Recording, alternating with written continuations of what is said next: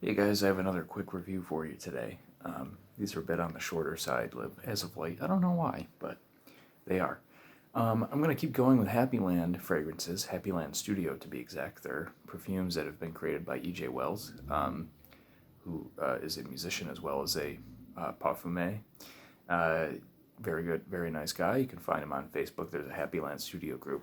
It's very cool to talk with a creator of a perfume, someone who's very active in the community. I've said that before, but I just really like it, so I'm saying it again. Today we're doing Barbershop. I'm doing that one because it's my scent of the day, and I figured, and here comes my cat to ruin the video. I figured, I'm just going to let it run. I figured it would be, I don't know, apropos to do my scent of the day. So Barbershop is a scent that I was very excited about when I first got it. And because I love barbershop scents, I love those old school scents. I'm someone that uses a safety razor, with a single razor blade to shave. I whip the soap up with a brush.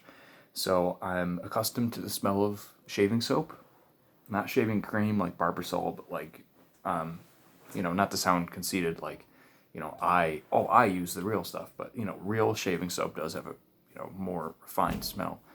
So I like the smell of those. So I was excited to smell this, and I gotta say, when I first sprayed it, I was very disappointed because there is a extraordinarily strong leather note at the top of this. It's very, very overpowering at the top, and it's the same leather note that you'll get in some of his other fragrances, such as Cuir Cafe, which is leather and coffee, or Plum Loco, which is plum and leather with some spices. And that leather note that he uses is so unbelievably strong for my tastes. It's overpowering. And to be quite honest, I love the Happyland line. You guys know that, but they just don't smell good to me. They smell off. It really does not smell good. So I was very disappointed. But I gave it some more time, and I've tried it a couple more times, and I've since actually smelled it on someone else. So I had an outside opinion, which is always good to do, to smell these fragrances on somebody else. And the leather note in this one is still very strong at the top, and I'll warn you, and that'll be my disclaimer throughout this video, that if you're weary on leather notes, it's very, very strong at the top of this fragrance. But as this fragrance starts to work its magic and dry down, the leather still remains one of the prominent notes, but it kind of smooths itself out, so to speak. And what you're left with is you get a burst of leather, very authentic, mind you. It smells like a leather belt or something. Very, very authentic, but way too strong for my tastes. And then you get this soapy ambroxan sort of smell that just smells like old school shaving soap. It's hard to explain because if you're familiar with soap colognes such as Mugler Cologne or Prada Amber Pomme, stuff like that, that smell great and have a very good soap smell, shaving soap does not smell like that. It doesn't really smell like bar soap or anything. It's its own sort of smell. It's more smooth and slightly powdery. I'm sorry that I can't be more descriptive, but if you know, you kind of just have to get your nose on a bowl of shaving soap to know how it differs than your average soap. There's no like neroli or anything like that. It's a different sort of smell, but that's what you get in this. It's very authentic. You start to get lavender that comes through. It's a masculine sort of lavender, but it's actually kind of smooth.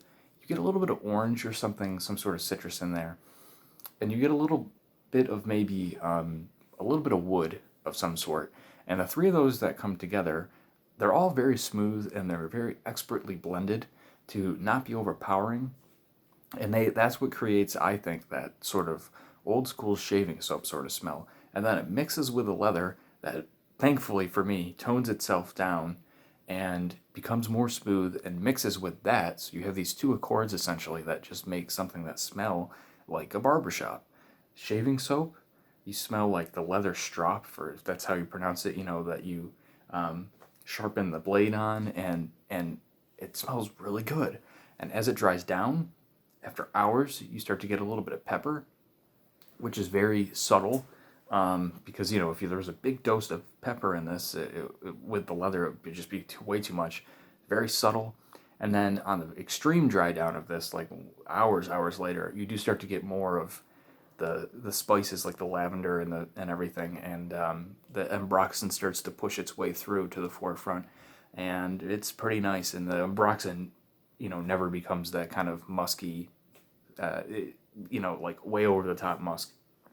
So I'm glad I gave this one another chance and let it dry down and wear it a couple times. It's definitely not for everybody.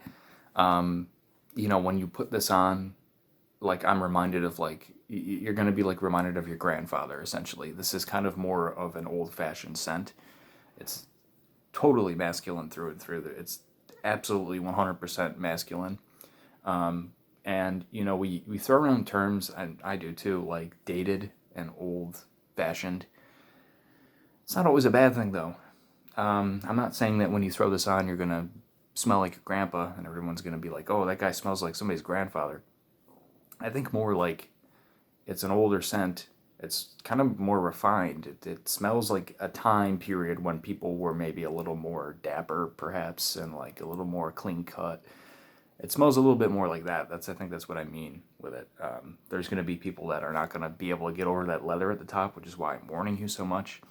But there are going to be people that I just think this is going to be totally for them.